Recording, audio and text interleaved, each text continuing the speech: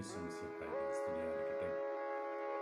വിശുദ്ധ ലൂക്കാ അറിയിച്ച സുവിശേഷത്തിലെ 24-ാമത്തെ അധ്യായം 44 മുതൽ 50 വരെയുള്ള 52 വരെയുള്ള തിരുവചന ഭാഗമാണ് നാം ഇന്ന് ധ്യാനിക്കുന്നത്.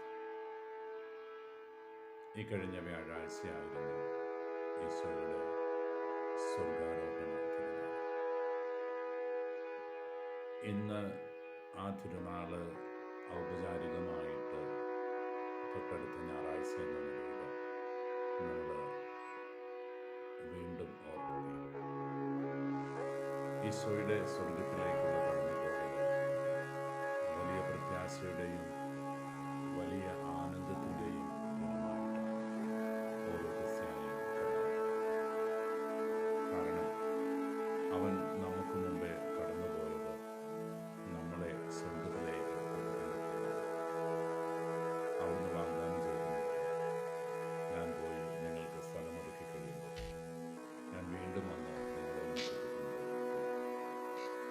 പ്രത്യാശയോടുകൂടി അവൻ്റെ പുനരാഗമനത്തിന് വേണ്ടി കാത്തിരിക്കും. നമുക്ക് വേണ്ടി സ്വർഗത്തിലേക്ക് കടന്നുപോയ ഈശോയെ വിശ്വാസത്തോടെ കർത്താവിൻ്റെ ശിഷ്യന്മാരോട് പറഞ്ഞു, ഉന്നതത്തിൽ നിന്ന് ശക്തി സ്വീകരിക്കുന്നത് വരെ നിങ്ങൾ നഗരത്തിൽ തന്നെ. നമുക്കറിയാം, ഈ 40-ാം നാൾ മുതൽ 50-ാം നാൾ വരെയുള്ള 10 ദിവസം യേശുവിൻ്റെ ശിഷ്യന്മാർ നഗരത്തിലെ മാളിക മുറിയിൽ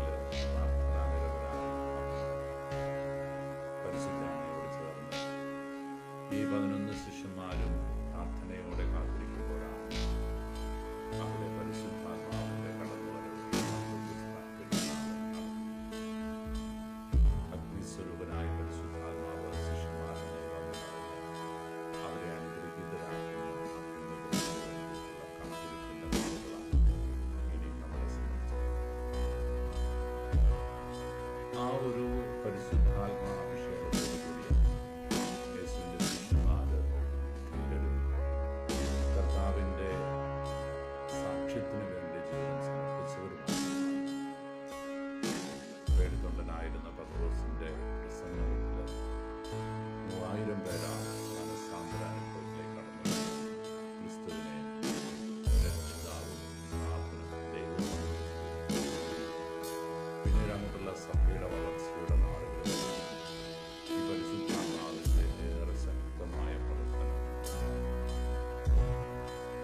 ഇവിടെ വരെ കർത്താവ് ശിഷ്യന്മാരും ഉന്നതങ്ങളിലേക്ക് സംഭവിക്കപ്പെട്ട നമ്മുടെ പ്രത്യാശയാണ് എന്ന് ഞാൻ സൂചിപ്പിച്ചു. നമ്മളെ സംബന്ധിച്ചിടത്തോളം ഇത് വിശ്വാസത്തിന്റെ വലിയ ബോധ്യമായിട്ട് ഹൃദയത്തിലേക്ക് വാങ്ങാനായിട്ട് സാധിക്കും. സ്വർഗത്തിലേക്ക് കടന്നുപോയി നമുക്ക് വഴിയൊരുക്കി നമ്മളെയും കൂട്ടിക്കൊണ്ടുപോകുന്ന ആ അനുഗ്രഹം നമ്മളോട് ദൈവം ആവശ്യപ്പെടുന്ന ഈ പ്രാർത്ഥനയുടെ ഒരുക്കത്തിന്റെ 10 നാളുകൾ ഏറെ പ്രാധാന്യത്തോടെ കാണാൻ ഓരോ ക്രിസ്ത്യാനിയുടെയും ജീവിതം ക്രിസ്തു മാർഗത്തിലൂടെ ചലിക്കുന്നതിലൂടെയാണ്. അവിടുന്ന് ഗിരിപ്രഭാഷണ പരമ്പരകളിലൂടെ ഇതര പ്രബോധനങ്ങളിലൂടെയൊക്കെ നമ്മളെ ഒരുപാട് ആത്മീയ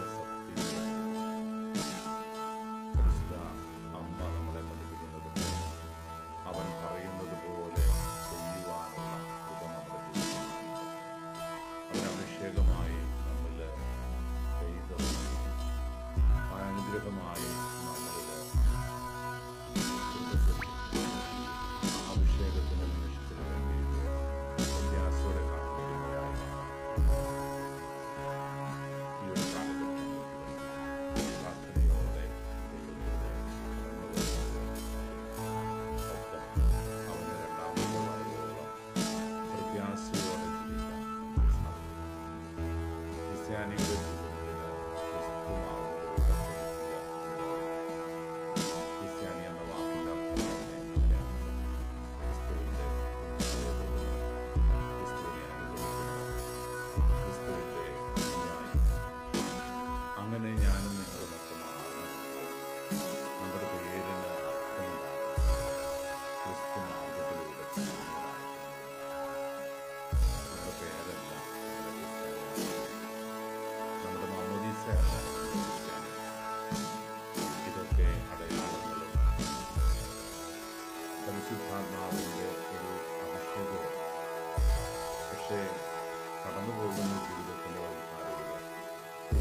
മാർഗത്തിലൂടെ ചലിക്കുന്നതിന് മാത്രമാണ് ദൈവരാജ്യത്തിൽ നമുക്ക് നൽകുന്നത്.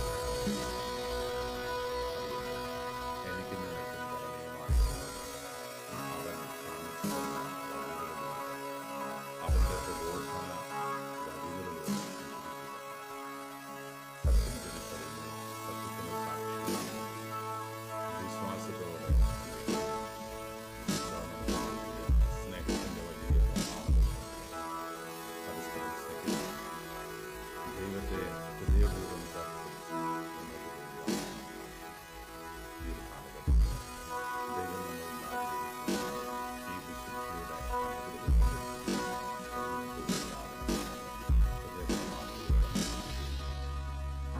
അവിടുന്ന് ശിഷ്യന്മാരോട് പറഞ്ഞ, നിങ്ങൾ ആരുടെ പാപങ്ങൾ മോചിക്കുന്നുവോ അവ മോചിക്കപ്പെടും, നിങ്ങൾ ആരുടെ പാപങ്ങൾ ബന്ധിക്കുന്നുവോ അവ ബന്ധിക്കപ്പെടും എന്നുള്ള ആ തിരുവെഴുത്തിൻ്റെ പൊരുളത് ജീവിതത്തിൻ്റെ വഴികളിൽ എവിടെയെങ്കിലുമൊക്കെ പാപങ്ങൾ വരുമ്പോൾ, ദൈവത്തെ മറക്കുമ്പോൾ, ദൈവസ്നേഹാനുഭവത്തിൽ നിന്ന് മാറി നടക്കുമ്പോൾ കുമ്പസാരക്കൂടിനെ അഭിഗമിക്കുവാൻ നമുക്ക് ആഗ്രഹിക്കാം. ആ കുമ്പസാരക്കൂട് നമുക്ക് നൽകുന്ന സാന്ത്വനം ഒരുപാട് വലുതാണ്.